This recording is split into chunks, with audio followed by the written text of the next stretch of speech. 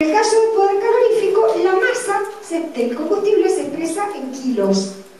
Entonces el poder calorífico tiene como unidad de kilocalorías por kilo de combustible.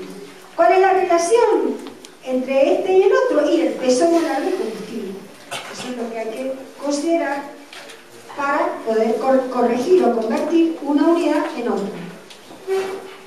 La única diferencia es que el poder calorífico siempre se considera positivo, o sea, es el valor absoluto del calor de combustión, pero expresado en kilocalorías por kilo.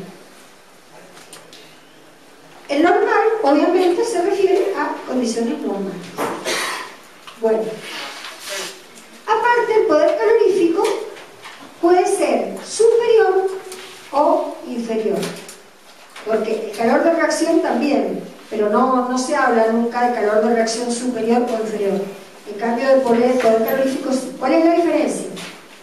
En el poder calorífico superior, el agua que resulta de la oxidación del hidrógeno, el agua que es producto de la combustión, está en estado líquido. Entonces, cuando se considera que el agua está en estado líquido, la energía liberada por unidad de masa de combustible se llama poder calorífico superior. ¿Cuál será el inferior entonces? Cuando el agua está en estado de vapor. ¿Por qué en este caso es inferior?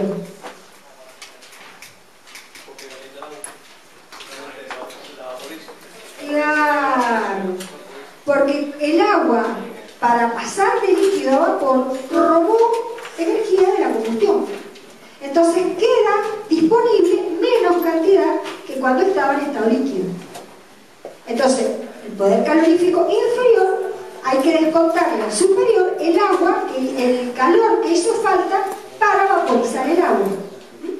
Entonces, fíjense cómo es la relación que se usa para convertir poder calorífico superior a inferior. Al superior, dijimos, hay que restarle el calor consumido en vaporizar el agua. Le llamamos N al calor de vaporización del agua, o sea, las kilocalorías por kilo de agua que hacen falta para que cambie de fase, de líquido a vapor. Y A y 9H, ¿qué es lo que es? A es la humedad que ya existe en el combustible. No siempre los combustibles son secos. Entonces, hay parte de la energía de combustión que se va a usar en vaporizar el agua que ya venía con el combustible. Esa cantidad es la que llamamos A. Los kilos de agua en el combustible. Kilo de agua por kilo de combustible. ¿Y qué es lo que es H? H es la cantidad de hidrógeno que hay en un kilo de combustible. ¿Por qué se multiplica por 9? Por esta relación estequiométrica. Nosotros sabemos, de acuerdo a la ecuación de oxidación del hidrógeno, si les gusta, o de formación del agua, que cada 2 kilos de hidrógeno reaccionan con 16 kilos de oxígeno para dar 18 kilos de agua. Quiere decir entonces que si fuera 1 kilo de hidrógeno serían 9 kilos de agua. Si fueran H kilos de hidrógeno, son 9H kilos de agua. Por eso, este 9H es H es la cantidad de hidrógeno y 9 es las moléculas o el peso de agua, mejor dicho, el peso de agua que se obtiene por la oxidación de ese hidrógeno del combustible. Por esta relación, esta regla de 3. Ahora vamos a ver, bueno, acá están las tablitas que vieron ustedes. Entonces fíjense como las 3 primeras columnas está calor de combustión en distintas unidades. La del medio sería lo que se llama poder calorífico, porque está por unidad de masa en grado. Y esta en mol. Pero estas 3 tienen agua líquida.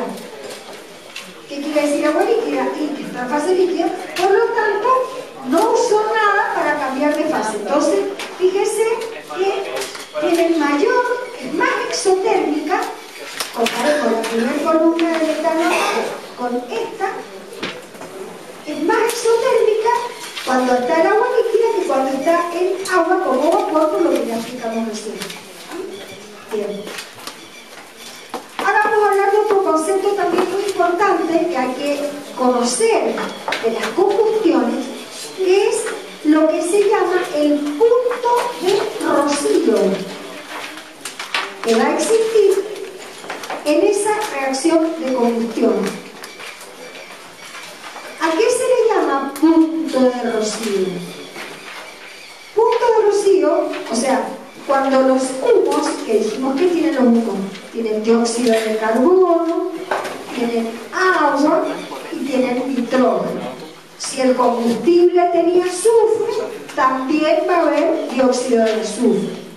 Si sobró oxígeno, como suele sobrar por el exceso, va a tener oxígeno. O sea, hay una mezcla de gases. La temperatura de una combustión real nunca es 25 grados. Por eso siempre en la combustión real el agua está en fase vapor. Y la presión suele ser la presión atmosférica, la resultante de los humos, ¿no es cierto? Un poquito mayor para que quiera salir por la chimenea, un poquito menor para que, mayor para que quiera salir.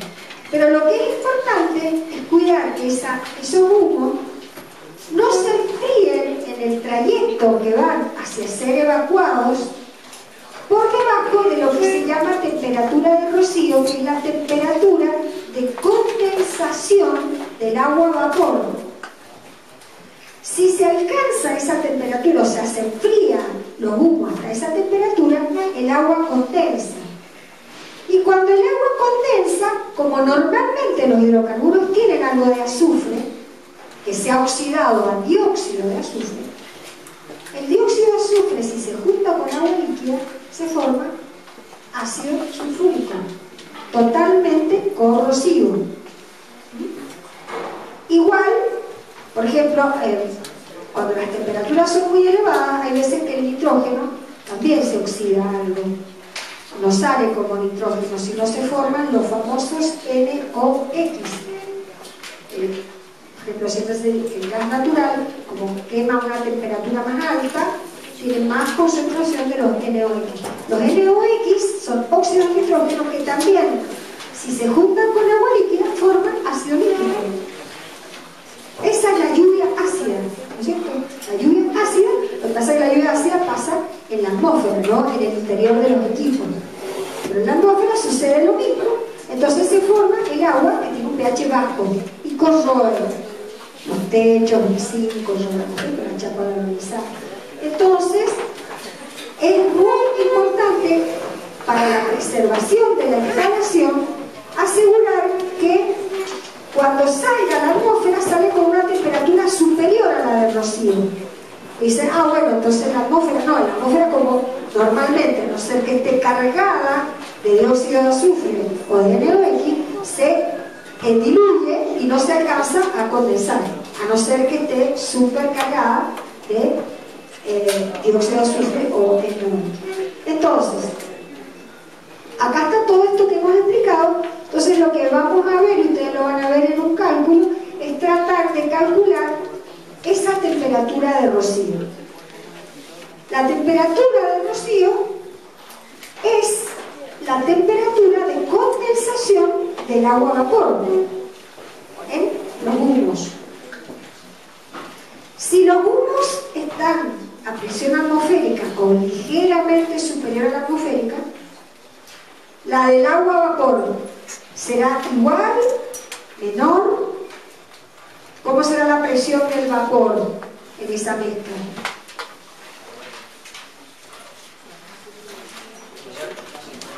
Va a ser menor, ¿no es cierto? Acordémonos de las presiones parciales en una mezcla. La presión total es la suma de las presiones parciales, que son las que tendrían los componentes a la misma vez de la mezcla. Entonces, como la presión a la que está el vapor en la mezcla es más baja que la atmosférica,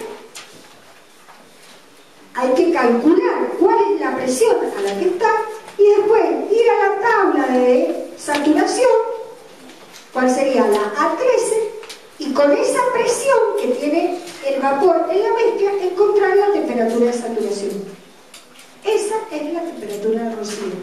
Esa es la temperatura que no hay que dejar que se enfríe el humo. Entonces, esa verificación también hay que hacerla para que no haya corrosión en todo lo que sea metálico de esa instalación.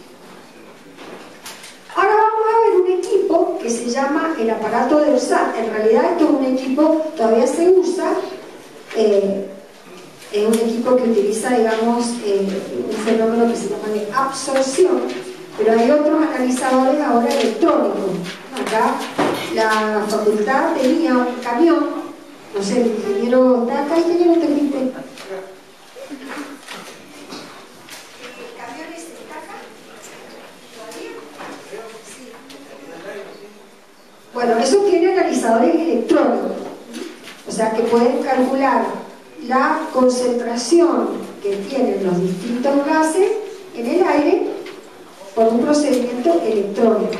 Pero digamos, un proceso químico. También las estaciones de monitoreo, que no sé si están vivas todavía, que se usa acá en Mendoza para monitorear la calidad de aire, usa este método de absorción. Nosotros tenemos un ejercicio, el número 4 del trabajo práctico ciencia, que explica o nos van a aprender cómo se calcula la relación aire-combustible, la composición del combustible a través del análisis de los humos. Esto es un método experimental usado, se usa en la tecnológica, por ejemplo, tienen un analizador de humo electrónico. No sé acá, honestamente, porque no lo ¿está bien? Entonces, ¿en qué consiste a grandes rasgos? No, es mucho más complicado que lo simple que hemos visto acá. Si a alguno le interesa, yo acá tengo un instructivo, todo cómo se usa un ORSAT y cómo es el equipito un poquito más sofisticado. Pero en rigor, lo que se hace es, a los humos de la combustión, se los hace burbujear en soluciones que absorben algunos de los componentes de los humos. Por ejemplo, hay un botellón, el primero que hemos puesto acá, tiene esa sustancia que es una solución de hidróxido de potasio, que cuando burbujea ahí los humos, queda absorbido en el líquido el dióxido. Entonces, ¿qué es lo que pasa? Se hace burbujear ahí, queda retenido, después se lleva de nuevo a la bureta medidora y cuando se vuelve a medir el volumen, se mide el volumen sin el dióxido. Entonces, de esa forma, la diferencia entre lo que se había medido al principio, todos los humos, y la que se mide después de la absorción, va a ser lo que había de dióxido. Entonces se conoce el porcentaje volumen de dióxido. Para poder hacer estas mediciones tiene que medirse en la bureta medidora siempre en las mismas condiciones de presión y temperatura, si no los volúmenes no son representativos, no son comparables. Entonces se trabaja con esa niveladora, botella niveladora metálica, que lo que hace, uno la tiene que poner pareja el nivel de la botella con la del menisco para asegurar que hay presión atmosférica en la lectura. Siempre que uno hace la lectura, lea la presión atmosférica. Y después, acá no se ve, pero la bureta medidora está sumergida en un baño con agua para tratar de que la temperatura no cambie. Hace como un volante el agua, ¿no? Como una fuente. Bueno, después, cuando ya se le retiene el dióxido, después se vuelve otra vez, pero ahora al frasco B, entonces ahí se absorbe el oxígeno. Quiere decir entonces que la diferencia entre la lectura ahora es con oxígeno, después con el cloruro cuproso que se retiene en monóxido, y de esa forma tenemos entonces los humos dióxido, tenemos oxígeno y cloruro cuproso. ¿Están todos o nos está faltando? Nos está faltando nitrógeno. Entonces, ¿y el agua? ¿Qué pasa? Como esto se trabaja en soluciones, entonces se trabaja siempre con saturados de agua, porque está todo trabajando en soluciones. Entonces directamente el agua no se considera.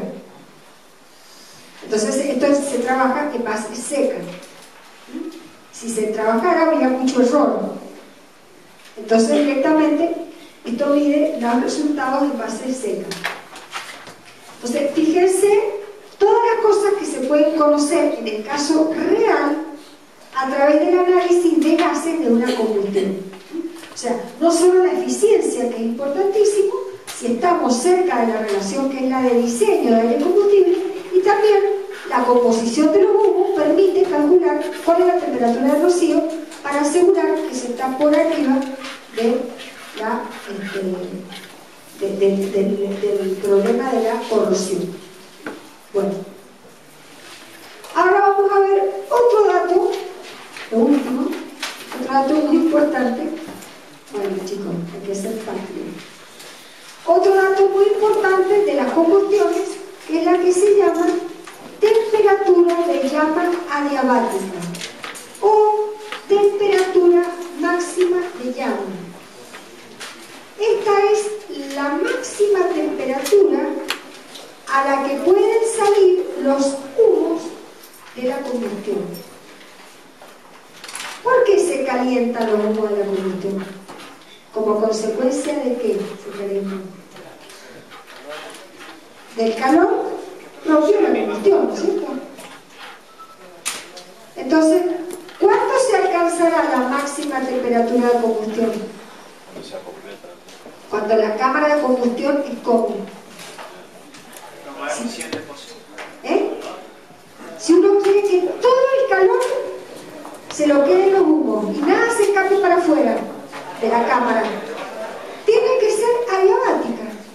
Entonces, para calcular la máxima temperatura que pueden alcanzar los humos o temperatura de llama adiabática, lo que se hace es considerar que la combustión es adiabática. Entonces, en esta expresión que nos permitía calcular cuánto calor se va a intercambiar con el medio, lo que se hace es igualarla a cero.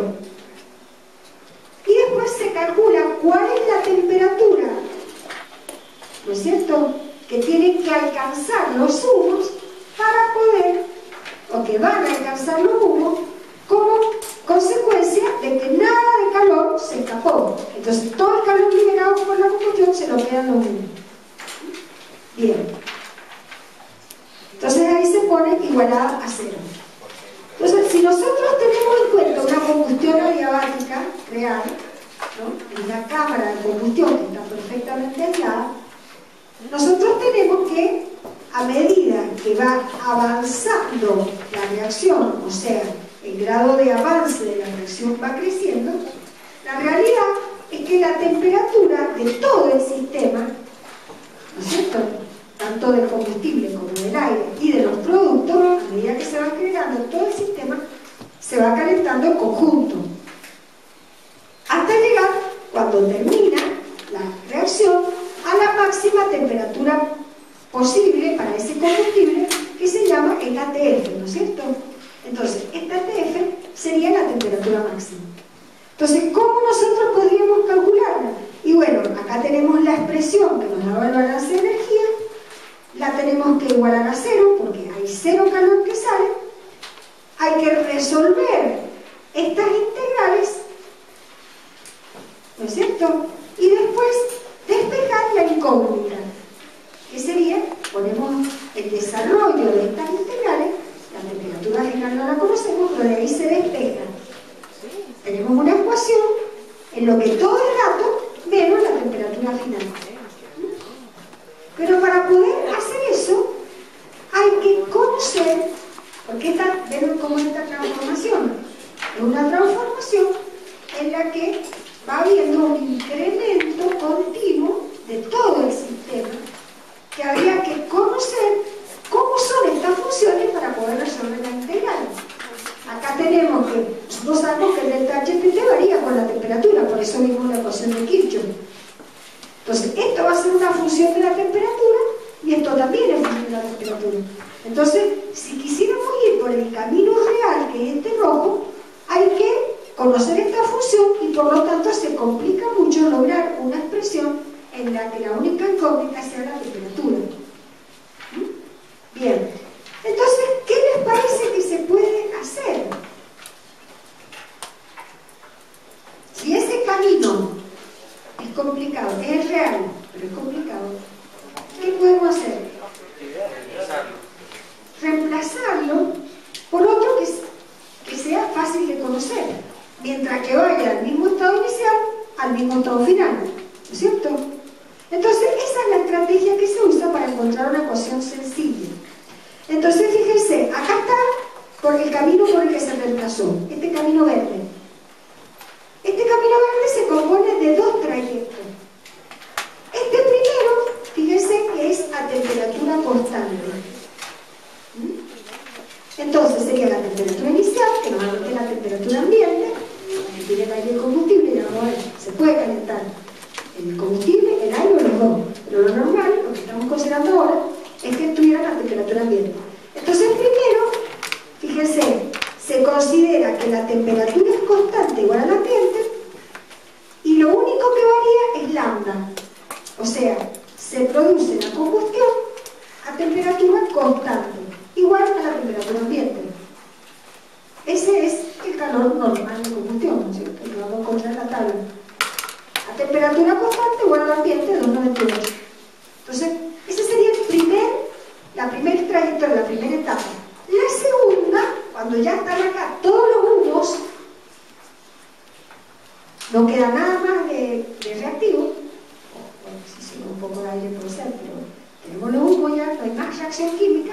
Entonces acá los humos se calientan sin reacción química, solo los humos, hasta llegar a la temperatura máxima. ¿Y cómo se calientan esos humos?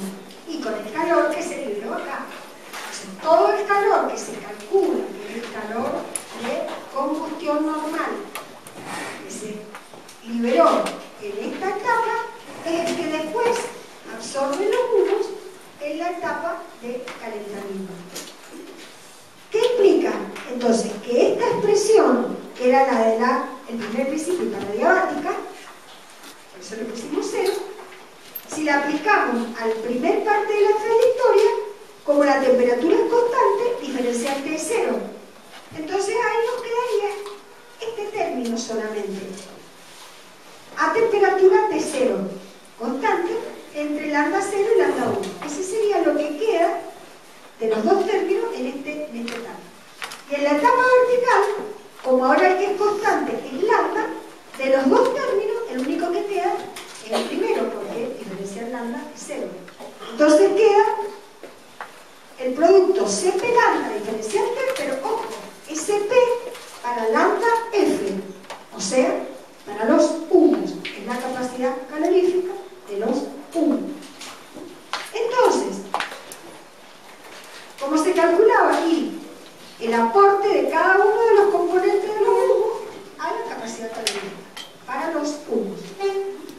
Entonces, si hemos trabajado con cantidades estequiométricas, quiere decir que los números de moles que hay en los humos son los coeficientes estequiométricos. Por eso acá lo hemos reemplazado por azul. Bueno, ¿y dónde está esa ecuación que tenía que tener TF como incógnita? Y bueno, ahora la vamos a ir viendo. Habíamos dicho que esta integral, para lambda variando entre 0 y 1 en la temperatura T0 constante, es esto. Entonces, si nosotros acá reemplazamos, hemos reemplazado esta integral por este valor. Y ya habíamos visto que esto era esta sumatoria para los humos. Entonces acá ya vemos que va tomando forma esa expresión en la que TF va a ser un incógnito. ¿De qué va a depender ahora? Y ahora, ojo, tenemos que ver cómo vamos a considerar los CP. Si vamos a considerar los CP medios o vamos a considerar los CP en función de T. De eso va a depender cómo va a quedar esta expresión integral.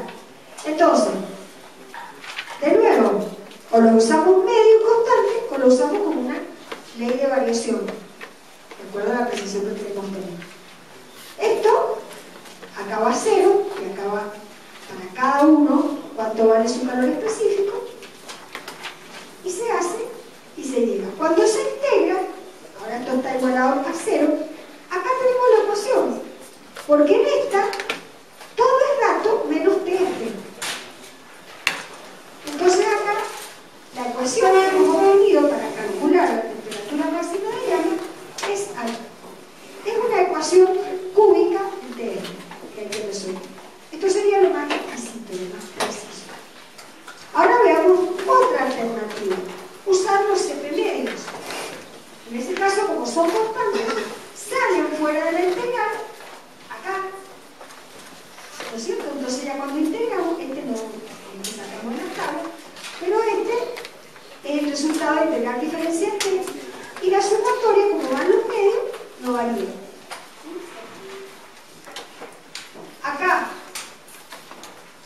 tengamos en cuenta que siempre estamos tomando los productos solamente, no todos los que participan, solo los productos.